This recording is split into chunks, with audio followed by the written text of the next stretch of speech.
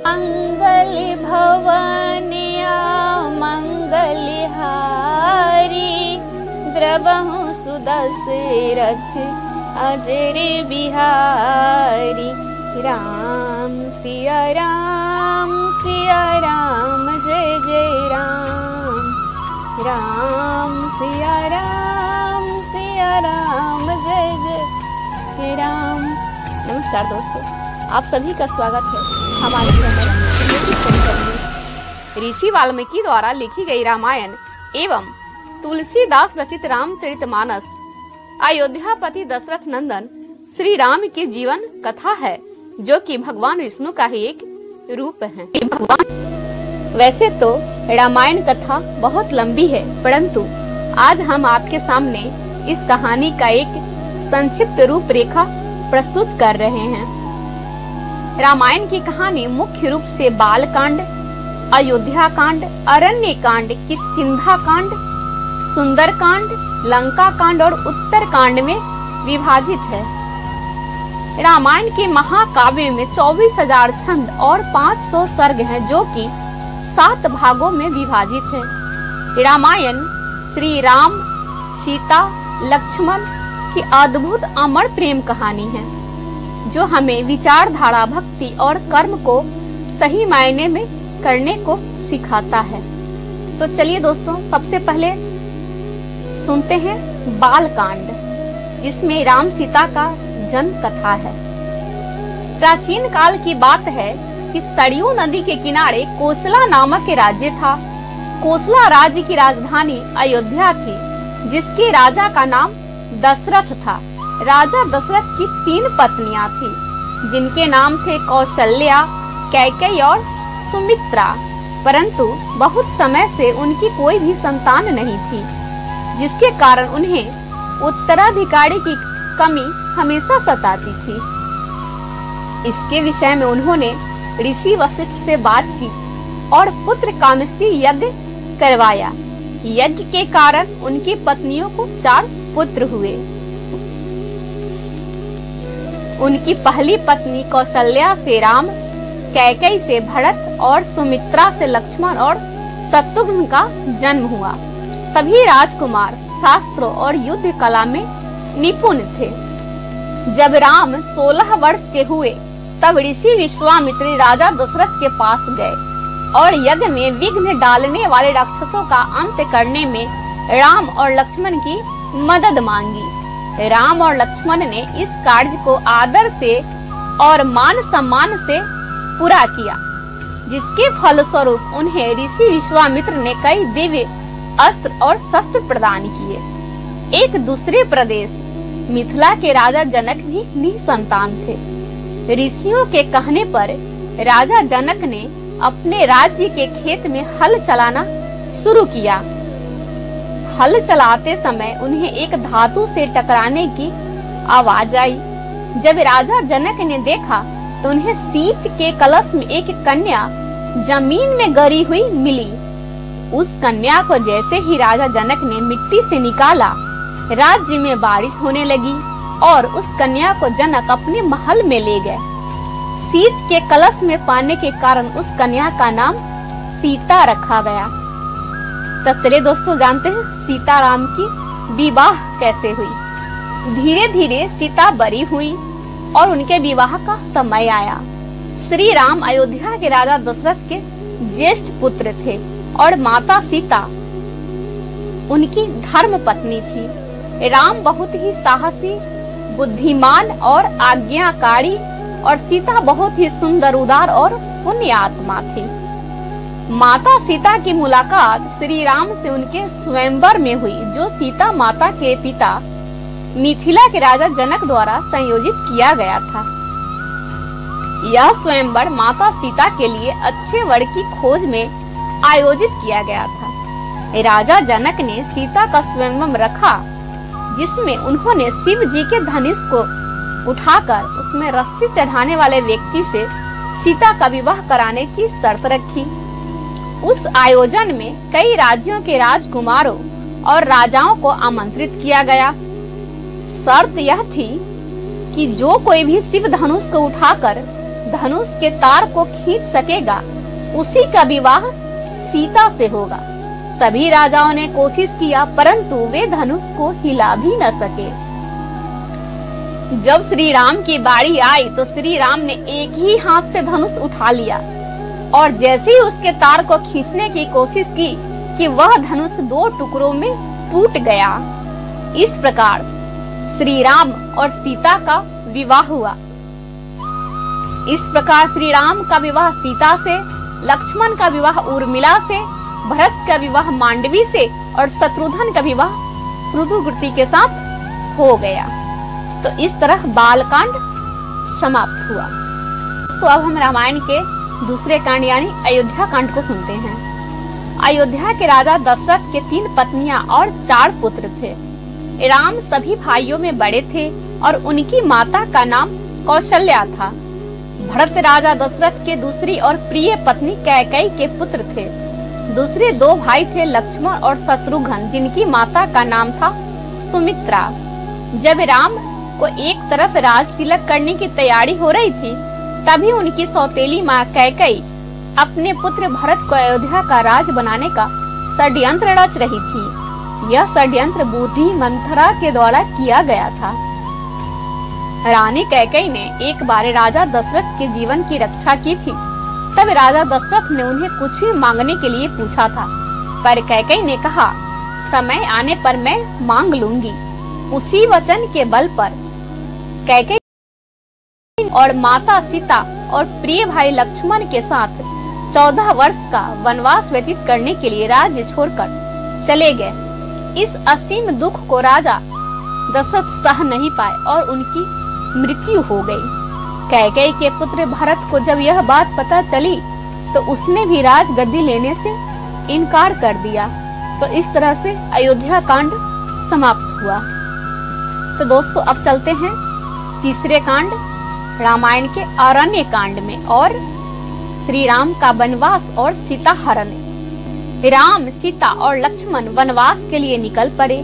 रास्ते में उन्होंने कई असुरों का संहार किया और कई पवित्र और अच्छे लोगों से भी वे मिले। वे वन चित्रकूट में एक कुटिया बनाकर रहने लगे। एक बार की बात है कि लंका के असुर राजा रावण की छोटी बहन शूर्पणखा ने राम को देखा और वह मोहित हो गई। उसने राम को पाने की कोशिश की पर राम ने उत्तर न दिया। मैं तो विवाहित हूँ, मेरे भाई लक्ष्मण से पूछ के देखो। शूर्पणखा लक्ष्मण के पास जाकर विवाह का प्रस्ताव रखने लगी पर लक्ष्मण ने साफ इनकार कर दिया। तब शूर्पणखा ने क्रोधित होकर माता सीता पर आक्रमण कर दिया। यह देखकर लक्ष्मण ने चाकू से शूर्पणखा की नाक काट दी। कटी हुई नाक के साथ रोते हुए जब शूर्पणखा लंका पहुंची तो सारी बातें जानकर रावण को बहुत क्रोध आया। उसके बाद रावण ने सीता हरण की योजना बनाई। योजना के तहत रावण ने मारीच राक्षस को चित्रकूट के कुटिया के पास एक सुंदर हिरण के रूप में भेजा। जब मारीच को माता सीता ने देखा तो उन्होंने श्री राम से उस हिरण को पकड़ के लाने के लिए कहा। सीता की बात को मानकर राम उस हिरण को पकड़ने उसके पीछे पीछे गए और लक्ष्मण को आदेश दिया कि वो सीता को छोड़कर कहीं न जाए। बहुत पीछा करने के बाद राम ने उस हिरण को बाण से मारा। जैसे ही राम का बाण हिरण बने मारीच को लगा, वह अपने असली रूप राक्षसी रूप में आ गया और राम की आवाज में सीता और लक्ष्मण को मदद के लिए पुकारने लगा। सीता ने जब राम की आवाज में उस राक्षस के विलाप को देखा तो वो घबरा गई और उसने लक्ष्मण को राम की मदद के लिए वन जाने को कहा। लक्ष्मण ने सीता माता के कुटिया को चारों ओर से लक्ष्मण रेखा से सुरक्षित किया और श्री राम की खोज करने वन में चले गए। योजना के अनुसार रावण एक साधु के रूप में कुटिया पहुंचा और भिक्षाम देही का स्वर लगाने लगा। जैसे ही रावण ने कुटिया के पास लक्ष्मण रेखा पर पैर रखा, उसका पैर जलने लगा। यह देखकर रावण ने माता सीता को बाहर आकर भोजन देने के लिए कहा। जैसे ही माता सीता लक्ष्मण रेखा से बाहर निकली, रावण ने पुष्पक विमान में सीता माता का हरण कर लिया। जब राम और लक्ष्मण को यह पता चला कि उनके साथ छल हुआ है तो वो कुटिया की ओर भागे और वहाँ उन्हें कोई नहीं मिला। जब रावण सीता को पुष्पक विमान में लेकर जा रहा था तब बूढ़े जटायु पक्षी ने रावण से सीता माता को छुड़ाने के लिए युद्ध किया, परंतु रावण ने जटायु का पंख काट डाला। जब राम और लक्ष्मण सीता को ढूंढते हुए जा रहे थे तो रास्ते में जटायु का शरीर पड़ा था और वो राम राम विलाप कर रहा था। जब राम और लक्ष्मण ने उनके सीता के विषय में पूछा तो जटायु ने उन्हें बताया कि रावण माता सीता को उठा ले गया है और वह यह बताते बताते उसकी मृत्यु हो गई। इस तरह से अरण्यकांड समाप्त हुआ। तो चलिए दोस्तों, अब अरण्यकांड समाप्त हो गई है रामायण की। अब आगे बढ़ते हैं हम किष्किंधा कांड की तरफ।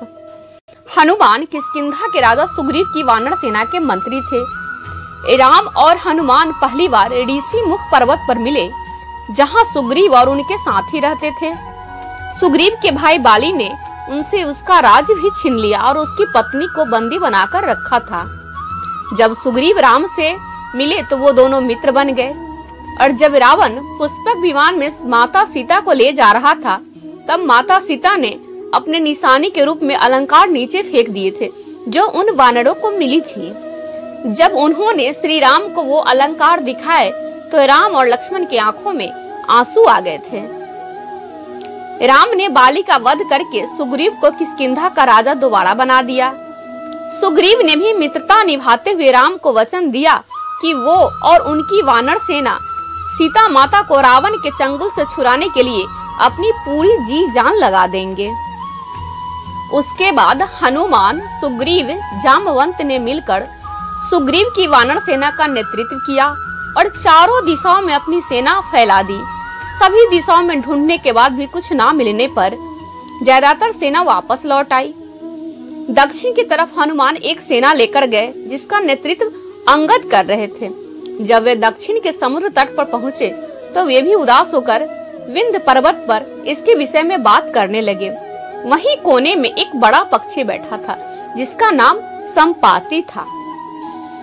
संपाति वानरों को देखकर बहुत खुश हो गया और भगवान को शुक्रिया अदा करने लगा कि इतना सारा भोजन देने के लिए। जब सभी वानरों को इस बात का पता चला कि वह उन्हें खाने की कोशिश कर रहा है तो सभी उसकी घोर आलोचना करने लगे और महान पक्षी जटायु की बातें करने लगे और उनकी वीरता की कहानी सुनाने लगे। जैसे ही जटायु की मृत्यु का बात उसे पता चला तो वह जोर जोर से विलाप करके रोने लगा। उसने वानर सेना को बताया कि वो जटायु का भाई है और यह भी बताया कि उसने जटायु से मिलकर स्वर्ग में राजा इंद्र को भी युद्ध में हराया था। उसने यह भी बताया कि सूर्य की तेज किरणों से जटायु की रक्षा करते समय उसके सभी पंख जल गए और वह उस पर्वत पर जा गिरा। जामवंत ने हनुमान के सभी शक्तियों को ध्यान दिलाते हुए कहा कि हे हनुमान, आप तो महाज्ञानी हो, वानरों के स्वामी हो और पवन पुत्र भी हो। यह सुनकर हनुमान का मन हर्षित हो गया और वे समुद्र तट किनारे सभी वानरों से बोले कि आप सभी कंदमूल खाकर यहीं मेरा इंतजार कीजिए जब तक मैं माता सीता को देखकर वापस न लौट आऊं। ऐसा कहकर वे समुद्र के ऊपर से उड़ते हुए लंका की ओर चले गए। रास्ते में जाते समय उन्हें सबसे पहले मेनका पर्वत मिली। उन्होंने हनुमान जी से कुछ देर आराम करने के लिए कहा, पर हनुमान ने उत्तर न दिया। जब तक मैं श्री राम जी का कार्य पूर्ण ना कर लूं, मेरे जीवन विश्राम का कोई जगह ही नहीं है। और वे उड़ते हुए आगे चले गए। देवताओं ने हनुमान की परीक्षा लेने के लिए सांपों की माता सुरसा को भेजा। सुरसा ने हनुमान को खाने की कोशिश की पर हनुमान को वो न खा सकी। हनुमान उनके मुख में से जाकर दोबारा निकल आए और वो आगे चलते चले गए। तट पर पहुंचने के बाद हनुमान एक पर्वत के ऊपर चढ़ गए और वहां से उन्होंने लंका की ओर देखा। लंका का राज उन्हें दिखा जिसके सामने एक बड़ा द्वार था और पूरी लंका सोने की बनी हुई थी। उन्होंने एक छोटे मच्छर के रूप का आकार लिया और वे द्वार से अंदर जाने लगे। उसी द्वार पर लंकनी नामक राक्षसी रहती थी। उसने हनुमान जी का रास्ता रोका तो हनुमान ने एक जोड़ का गुस्सा दिया और वो नीचे जा गिरी। उसने डर के मारे हनुमान को हाथ जोड़ा और लंका के भीतर जाने दिया। हनुमान ने माता सीता को महल के हर जगह ढूंढा, पर वह उन्हें नहीं मिली। थोड़ी देर ढूंढने के बाद उन्हें एक ऐसा महल दिखाई दिया जिसमें एक छोटा सा मंदिर था और एक तुलसी का पौधा भी था। हनुमान जी को यह देखकर अचंभा में पड़ गए और उन्हें यह जानने की इच्छा हुई कि आखिर ऐसा कौन है जो इन असुरों के बीच श्री राम का भक्त है। यह जानने के लिए हनुमान ने एक ब्राह्मण का रूप धारण किया और उन्हें पुकारा। विभीषण अपने महल से बाहर निकले और जब उन्होंने हनुमान को देखा तो वो बोले, हे महापुरुष, आपको देखकर मेरे मन में अत्यंत सुख मिल रहा है। क्या आप स्वयं श्री राम हैं? हनुमान ने पूछा, आप कौन हैं? विभीषण ने उत्तर दिया, मैं रावण का भाई विभीषण हूँ। यह सुनकर हनुमान अपने असली रूप में आ गए और श्री रामचंद्र जी के विषय में सभी बातें उन्हें बताए। विभीषण ने निवेदन किया, हे पवन पुत्र, मुझे एक बार श्री राम से मिलवा दो। हनुमान ने उत्तर दिया, मैं श्री राम जी से तो जरूर मिलवा दूंगा, परंतु पहले मुझे यह बताएं कि मैं जानकी माता से कैसे मिल सकता हूँ। तो दोस्तों, इस तरह से रामायण की किष्किंधा कांड यही समाप्त होती है और अब हम सुंदर कांड की तरफ बढ़ते हैं, जिसमें हनुमान जी की अशोक वाटिका में माता सीता से भेंट होती है। विभीषण ने हनुमान को बताया कि रावण ने सीता माता को अशोक वाटिका में कैद करके रखा है। यह जानने के बाद हनुमान जी ने एक छोटा सा रूप धारण किया और वह अशोक वाटिका में पहुँचे। वहां पहुंचने के बाद उन्होंने देखा कि रावण अपने दासियों के साथ उसी समय अशोक वाटिका में पहुंचा और सीता माता को अपनी ओर देखने के लिए साम दंड भेद का उपयोग किया, पर तब भी सीता जी ने एक बार भी उसकी ओर नहीं देखा। रावण ने सभी राक्षसियों को सीता को डराने के लिए कहा, पर त्रिजटा एक ऐसी राक्षसी थी जिसने माता सीता की बहुत मदद की और बहुत ही देखभाल भी की और अन्य राक्षसियों को भी डराया, जिससे अन्य सभी राक्षसी भी सीता की देखभाल करने लगे। कुछ देर बाद हनुमान ने सीता जी के सामने श्री राम की अंगूठी डाल दी। श्री राम नाम से अंकित अंगूठी देखकर सीता माता के आंखों में खुशी के आंसू छलक गए, परंतु सीता माता को संदेह हुआ कि कहीं यह रावण की कोई चाल तो नहीं है। तब सीता माता ने पुकारा कि कौन है जो यह अंगूठी लेकर आया है। उसके बाद हनुमान जी प्रकट हुए, पर हनुमान जी को देखकर भी सीता माता को विश्वास नहीं हुआ। उसके बाद हनुमान जी ने मधुर वचनों के साथ श्री रामचंद्र जी के गुणों का वर्णन किया और बताया कि वो श्री राम जी के दूत हैं। सीता जी ने व्याकुलता से श्री राम जी का हालचाल पूछा। हनुमान जी ने उत्तर दिया, हे माते श्री, राम जी तो ठीक हैं, वे आपको बहुत याद करते हैं, वे बहुत जल्द ही आपको लेने आएंगे और मैं शीघ्र ही आपका संदेश श्री राम जी के पास पहुंचा दूंगा। तभी हनुमान ने सीता माता से श्री राम जी को दिखाने के लिए एक चिन्ह मांगा, तो माता सीता ने हनुमान जी को अपना कंगन उतारकर दे दिए। हनुमान जी को बहुत भूख लग रहा था, तो हनुमान अशोक वाटिका में लगे पेड़ों के फलों को खाने लगे। फलों को खाने के साथ साथ हनुमान उन पेड़ों को तोड़ने लगे। तभी रावण के सैनिकों ने हनुमान पर प्रहार किया, पर हनुमान ने सबको मार डाला। जब रावण को इस बात का पता चला कि कोई बंदर अशोक वाटिका में उत्पात मचा रहा है, तो उसने अपने पुत्र अक्षय कुमार को भेजा हनुमान का वध करने के लिए, पर हनुमान जी ने उसे क्षण भर में यमलोक पहुंचा दिया। कुछ देर बाद जब रावण को अपने पुत्र की मृत्यु का पता चला, तो वह बहुत ज्यादा ही क्रोधित हुआ। उसके बाद रावण ने अपने ज्येष्ठ पुत्र मेघनाथ को भेजा। हनुमान के साथ मेघनाथ का बहुत ज्यादा युद्ध हुआ, पर कुछ न कर पाने के बाद मेघनाथ ने ब्रह्मास्त्र चला दिया। ब्रह्मास्त्र का सम्मान करते हुए हनुमान स्वयं बंधन में बंध गए। हनुमान को रावण की सभा में लाया गया। रावण हनुमान को देखकर हंसा और फिर क्रोधित होकर उसने प्रश्न किया कि रे वानर, तूने किस कारण अशोक वाटिका को तहस नहस कर दिया? तूने किस कारण से मेरे सैनिकों और मेरे पुत्र का वध कर दिया? क्या तुझे अपने प्राण जाने का डर नहीं है? यह सुनकर हनुमान ने कहा कि हे रावण, जिसने महान शिव धनुष को पल भर में तोड़ डाला, जिसने खर, दूषण, त्रिशिरा और बाली को मार गिराया, जिसकी प्रिय पत्नी का तुमने अपहरण किया है, मैं उन्हीं का दूत हूँ। मुझे भूख लग रहा था, इसलिए मैंने फल खाए और तुम्हारे राक्षसों ने मुझे खाने नहीं दिया, इसीलिए मैंने उन्हें मार डाला।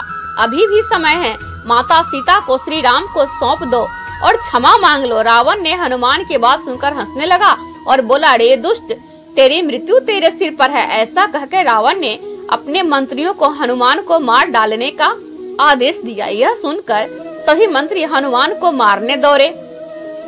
तभी विभीषण वहां पहुँचे और यह सुनकर बोले कि रुको, दूत को मारना सही नहीं होगा, यह नीति के विरुद्ध है, कोई और भयानक दंड देना चाहिए इसको। सभी ने कहा, बंदर को पूंछ उसको सबसे प्रिय होता है, क्यों ना तेल में कपड़ा डालकर इसकी पूंछ में बांध दिया जाए और उसमें आग लगा दिया जाए। हनुमान की पूंछ पर तेल वाला कपड़ा बांधकर आग लगा दिया गया।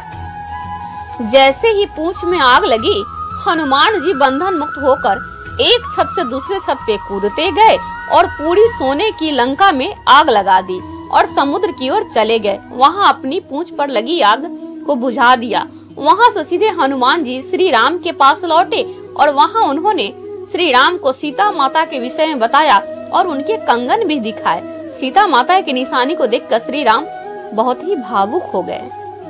अब श्री राम और वानर सेना की चिंता का विषय था कि कैसे पूरी सेना समुद्र के दूसरी ओर जा सकेंगे। श्री रामचंद्र जी ने समुद्र से निवेदन किया कि वो रास्ता दे ताकि उनकी सेना समुद्र पार कर सके, परंतु कई बार कहने पर भी समुद्र देव ने उनकी बात नहीं मानी। तब राम ने लक्ष्मण से कहा कि हे लक्ष्मण, अग्नि बाण को समुद्र पर साधो, जिससे कि पानी सूख जाए और वे आगे बढ़ सके। जैसे ही श्री राम ने ऐसा किया, समुद्र देव डरते डरते प्रकट हुए और श्री राम से माफी मांगी और कहा कि हे नाथ, ऐसा न करे, आपके इस बाण से मेरे में रहने वाले सभी मछलियां, जीवित प्राणी का अंत हो जाएगा। श्री राम ने कहा, तो हे समुद्र देव, आप ही कोई उपाय बताएं कि मेरी यह विशाल सेना समुद्र को कैसे पार करेगी। समुद्र देव ने उत्तर दिया, हे रघुनंदन राम, आपकी सेना में 2 वानर हैं, नल और नील। उनके स्पर्श करके किसी भी बड़े से बड़े चीज को पानी में तैरा सकते हैं। यह कहकर समुद्र देव चले गए। उनकी सलाह के अनुसार नल और नील ने पत्थर पर श्री राम के नाम लिखकर समुद्र में फेंका तो देखा कि पत्थर तैरने लगा। उसके बाद एक के बाद एक करके नल नील समुद्र में पत्थर फेंकते गए और समुद्र के अगले छोर तक पहुंच गए और श्री राम ने अपनी सेना के साथ समुद्र के किनारे डेरा डाला। जब इस बात का पता रावण की पत्नी मंदोदरी को चला तो वो घबरा गई और उसने रावण को बहुत समझाया, पर वह नहीं माना और सभा में चला गया। रावण के भाई विभीषण ने भी रावण को सभा में समझाया और सीता माता को सम्मान पूर्वक श्री राम को सौंप देने के लिए कहा, परंतु यह सुनकर रावण क्रोधित हो गया और अपने ही भाई को लात मार दिया, जिसके कारण विभीषण सीढ़ियों से नीचे आ गिरे। विभीषण ने अपना राज्य छोड़ दिया और वो श्री राम के पास चले गए। राम ने भी खुशी के साथ उन्हें स्वीकार किया और अपने डेरे में रहने की जगह दी। आखिरी बार श्री राम ने बाली पुत्र अंगद कुमार को भेजा, पर तब भी रावण नहीं माना। आखिर युद्ध जो होना था। श्री राम और रावण की सेना के बीच भीषण युद्ध हुआ। इस युद्ध में लक्ष्मण पर मेघनाथ ने शक्ति बाण से प्रहार किया, जिसके कारण हनुमान जी संजीवनी बूटी लेने के लिए हिमालय पर्वत पर गए, परंतु वो उसे पहचान न सके और पूरी पर्वत ही उठा करके ले आए। यहाँ तक कि रावण के भाई कुंभकर्ण जैसे महारथी को भी श्री राम ने मार डाला। इस युद्ध में रावण की सेना के श्री राम की सेना परास्त कर देती है और अंत में श्री राम ने रावण के नाभि में बाण डालकर उसे भी मार डालते हैं और सीता माता को छुड़ा लाते हैं। श्री राम विभीषण को लंका का राजा बना देते हैं, परंतु राम सीता से मिलने से पूर्व उनकी अग्नि परीक्षा लेते हैं।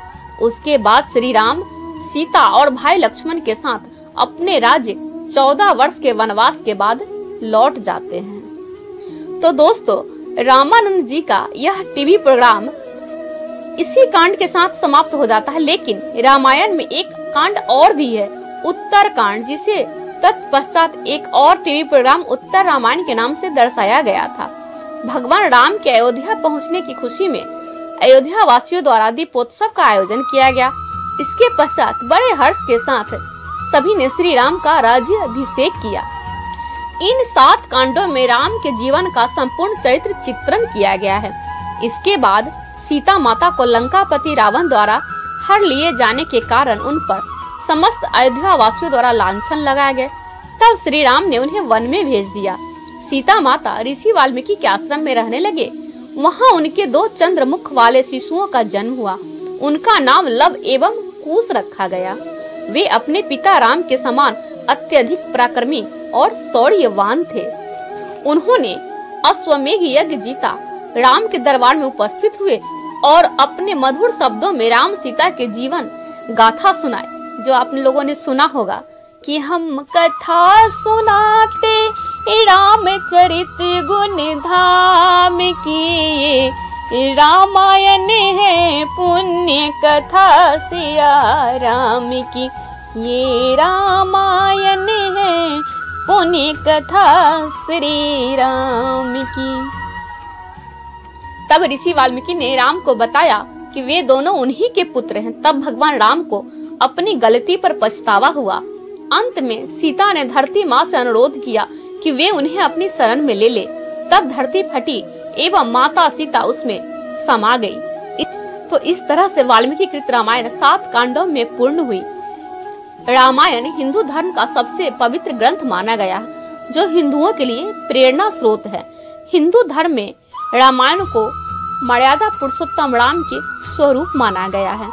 तो दोस्तों, ये थी रामायण की संक्षिप्त कहानी। अगर आप सभी को अच्छी लगी हो तो वीडियो को लाइक करें और अपने दोस्तों में शेयर करें। और हाँ, ऐसे ही धार्मिक और आध्यात्मिक वीडियो देखने के लिए सब्सक्राइब करें हमारे चैनल क्रिएटिव चंचल को। धन्यवाद। जय श्री राम।